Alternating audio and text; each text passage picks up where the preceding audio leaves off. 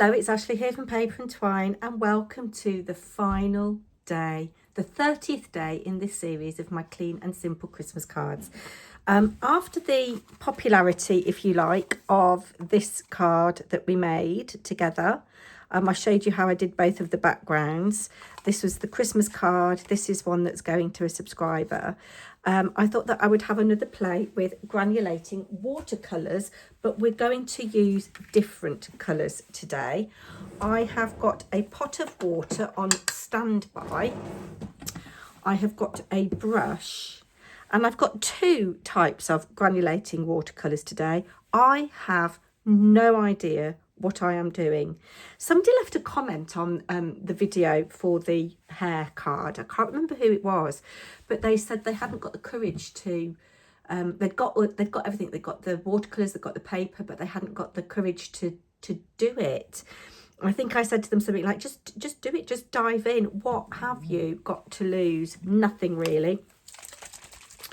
I'm using this set, which is the Granulating Watercolours Set 2 from Gansai Tambai. I bought this when I went on my retreat to the Lavinia workshop in the summer. And then I've got this little tube of granulating watercolour from a company called Cass Art. There's a shop in Birmingham on Corporation Street. They have some amazing bargains in there. They have their own line of artists' materials, but they have things like Posca pens and Sharpies and watercolour paints, all kinds of stuff at really good prices. So I've got no idea how these are going to work together. We're going to let this dry, and I'm going to stamp. Shall I keep that a surprise? Yes, I'm going to keep that a surprise. And I don't know whether to do wet on wet or wet on dry. I do like wet on dry. And you know, there's so much you can do with watercolour. I am using this Artist's Media card from Hazel because it takes water very well. And actually, we're going to add a little bit of something through a stencil as well. I'm going to do two things with stenciling. So this isn't going to be a quick card, I don't think, but I think it's going to look elegant. And I thought, well, we have to go out with a bang, don't we, on our last one? So I have got two shades of green here. I've got olive green and I've got cosmic green. So I'm just putting some water in there. I'm going to use this as a kind of palette, and I've only got one small brush handy. Actually, I could probably have done with a bigger one. Now you see, I don't know whether I need to shake this because it looks like there's a bit of oil or something. There's no instructions really. What does it say? Doesn't say, but they are vegan friendly. So I'm using this sage green. So we've got sage green, cosmic green and cosmic olive.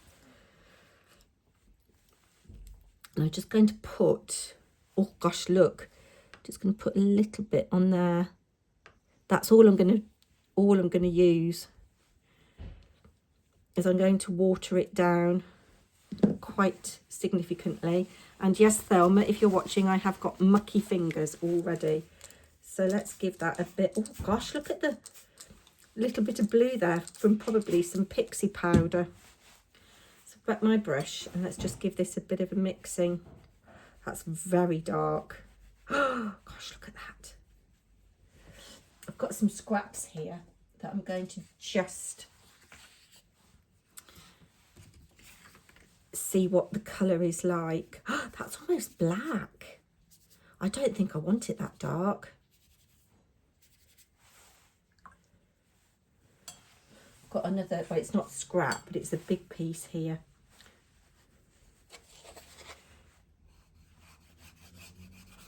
That looks very moody actually. Oh, you see, I quite like that. Let's have a bit of this on here, and we're gonna build up colours and layers and depth, I think.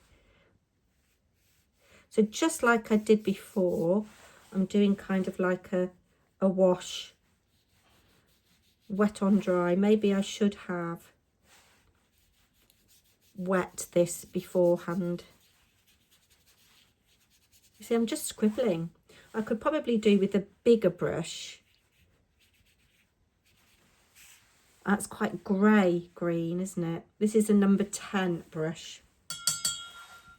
So let's try this cosmic green. And we'll just add a little bit of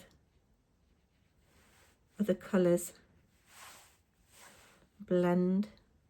See, I really do not know what I'm doing, and I just encourage you to play. I hope that all throughout this series, that's what I've done, is just encourage you to play. Now, we used this green on something else, and I can't remember what it was, and I didn't like it, but actually it is a lovely colour. And one of the things that you could do while this is wet, if you wanted to add some texture, is sprinkle in some sea salt crystals, because that will add texture. I like how there's different colours going on there. There's almost like a little bit of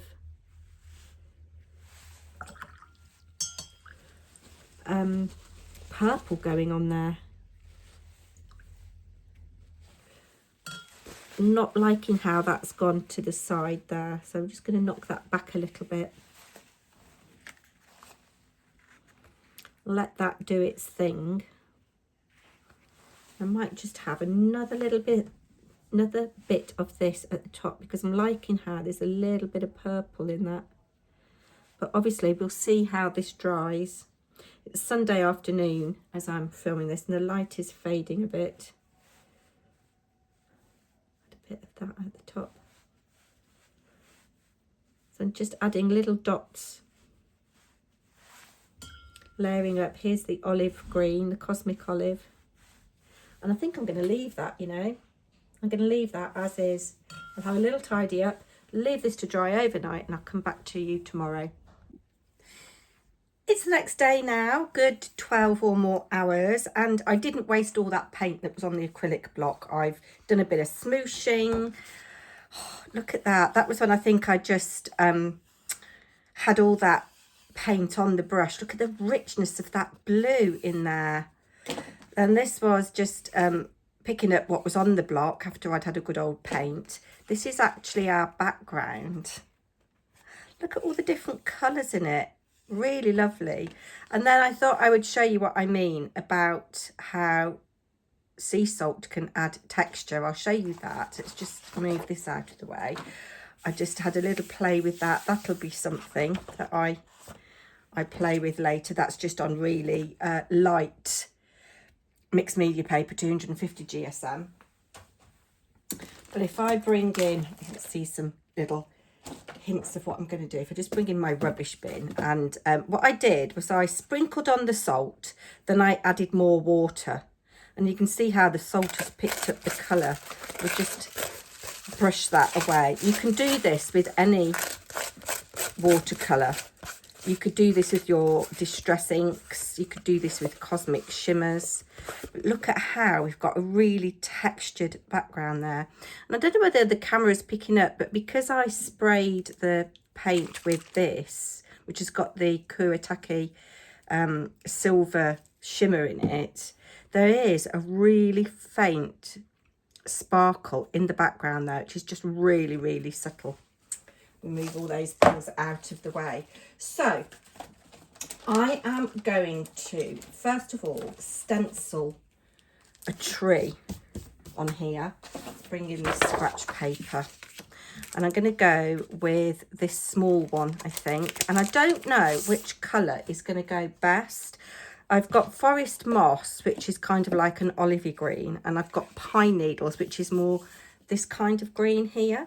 And I have got a couple of stencil brushes, and I want them to be kind of, just bring in another piece of scratch paper. I want them to be kind of up here. I think I am going to go with the forest moss, and then maybe add a little bit of something else. So just loading up my brush. I haven't got a big brush that I use for browns. This is brand new, so I'm covering up. Actually, let's cover up that with a stencil as well down the bottom, because I know what I'm like. we'll cover that like that. And we'll cover that like that. And I'm just going to go in really lightly. So I'm coming off my paper first, like so. Let's have a look at that. Oh, I like that. So yes, this is not quick, but it is certainly simple. And we'll do another tree here.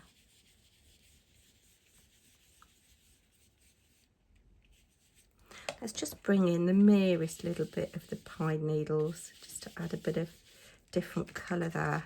Oh, like that. And we'll come down here with this tree. Well, it's the same tree, but just coming in a different place.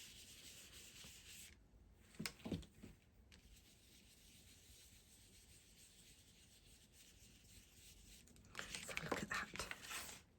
Yeah, so that is just really subtle in the background.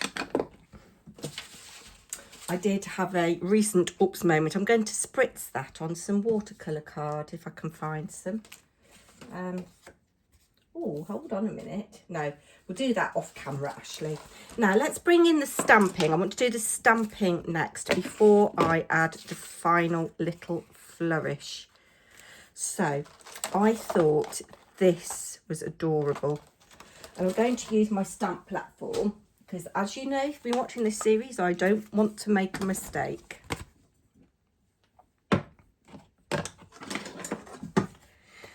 Are you sad this series is coming to an end? It's kind of mixed blessings for me. I have really enjoyed it, and I've pushed my creativity, I think, and done some things that I wouldn't normally do. My husband says that he really likes the clean and simple cards that I've been making. I'm going to put them there like that. And then those great big trees are in the distance. I mean, I know that they're not in scale, but it's the only Christmas tree stencil I've got. So you may have seen the short that went out earlier today. Did you guess the colour? Did you guess the theme? I am aware that I haven't done a single Father Christmas card. That's because I've only got 2 Father Christmas stamps and I don't like either of them. Well, no, that's not fair. One of them I do. It's a Tim Holtz one, but it's like a collage with Father Christmas and other things. And we haven't actually done a religious themed card. Look at that. I really like that. Really like that. So our final little bit that we're going to do now, I'm going to use some Snowfall grip paste through the stencil. I thought we'd use this because I think this looks like snow. I'm going to place it like that. I could tape it down, but I'm not going to, which might be dangerous. And can I get into my Snowfall grip paste? Yes, I can. Now this might be too kind of, I don't know. It might not give me the look I'm going for, but we will give it a go.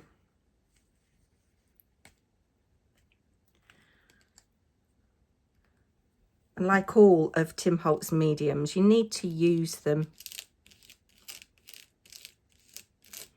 If you haven't got this, use any texture paste that you've got, and you could sprinkle glitter over it.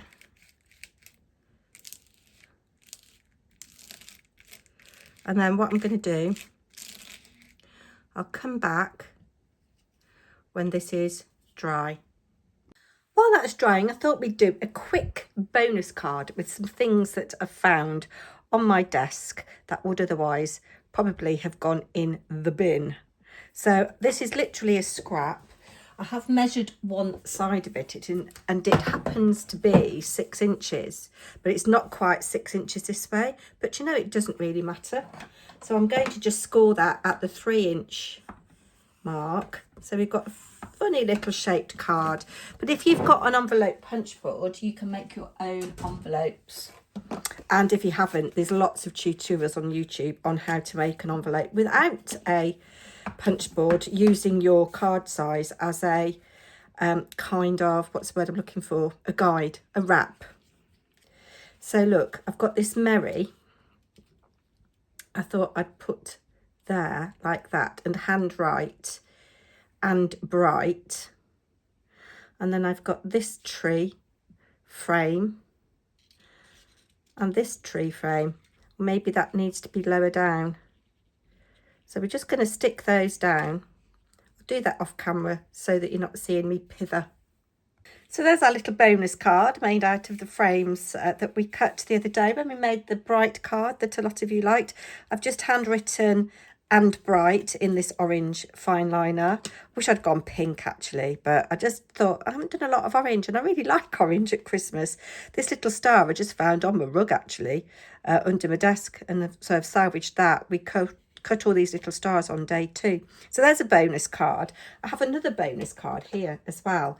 So I stenciled through that Tim Holtz tree stencil, and I had a lot of ink on the stencil, so I spritzed it and I smooshed it on this little bit of card, and then I used these stamps from a magazine set that has got the deer in that we used on the main card. I'll remind you of what that looks like in a minute. I did use this dotty stamp because it was there, but actually it didn't stamp very well at all. A lot of these silicone stamps from China, they're not particularly good quality. Some of them are brilliant, some of them aren't. And then I've done this little, I presume it's a squirrel, or it could be an Arctic fox, but in the green there, peace and joy. So let's bring in our main card. Now, I am a little bit disappointed that the Snowfall Grip Paste, I should have realised really, it has kind of picked up the colour underneath. This is pretty much dry, but if it gets smudged, I don't really mind. I do want a little hint of white on here, so I'm going to just squirt the merest bit of white acrylic paint. I'm going to do it here actually on my blocks, it's easier to clean up.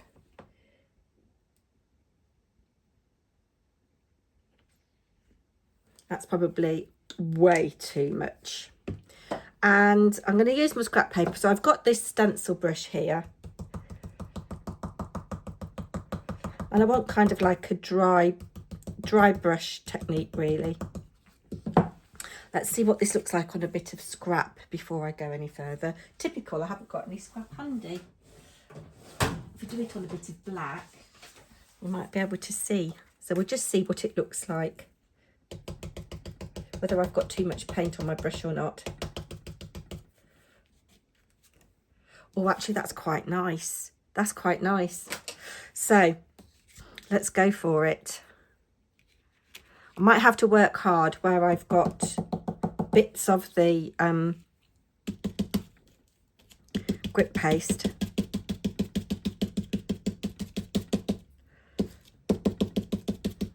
And I can see the colour where I've got the watercolour, so I'm staying within that, if that makes sense. Now I must have actually there then be going right over where I'd already stenciled, because it's not coming through very successfully. Maybe I need a bit more paint on my brush. Oh, that's worked a little bit. Let's see if we can get this up here. And of course I've got mucky fingers now, haven't I? We don't want to go overboard anyway, it's just to give a little hint. And you might be better doing this through with a bit of sponge.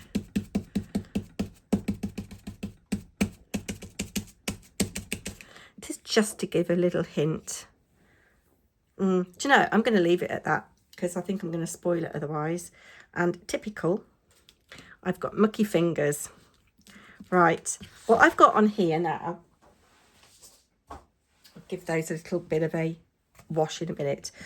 I've got a little bit of forest moss, because our little reindeer need grounding. I've got a fine brush, and I'm just going to give them a little bit of grounding there, and it picks up on the forest moss up there. And I also need to give those trees a little bit of a hill type thing going on as well. And that is it. When that is dry, we will assemble it to the card, and that is that. So this is a 5x7 card blank. I'm using the Media Artist card, the same as the card that we used for the watercolour. I'm going to come in with my white Posca pen and just add some dots of snow around. Yes, I'm by no means an expert, and I forget who it was. Somebody said, oh, they really like it when I make mistakes because it gives them confidence in their own crafting. And that is all I'm going to do for that. You could just as easily have done gold. In fact, we might have just a little touch of gold.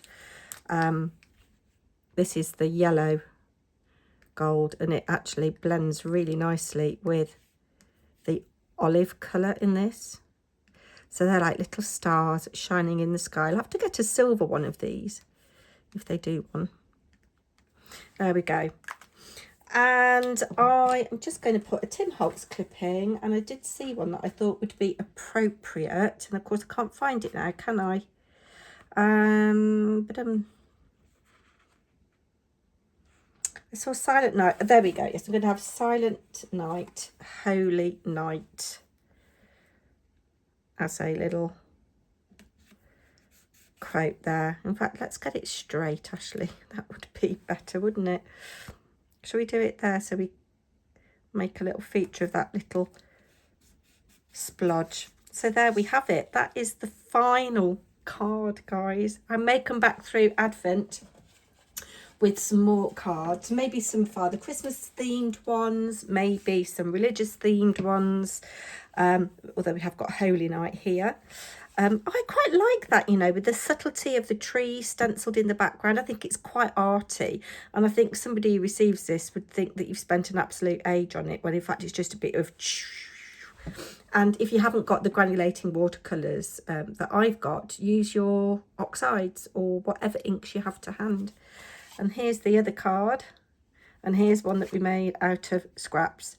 So that's it, my lovelies. Do comment, and if you can give any of my videos a hype. It's been a lot of work, and I really value your support. Some of you have been with me every single day, and it's never taken for granted and very much appreciated. Do take care, everybody. I'll be back not too soon.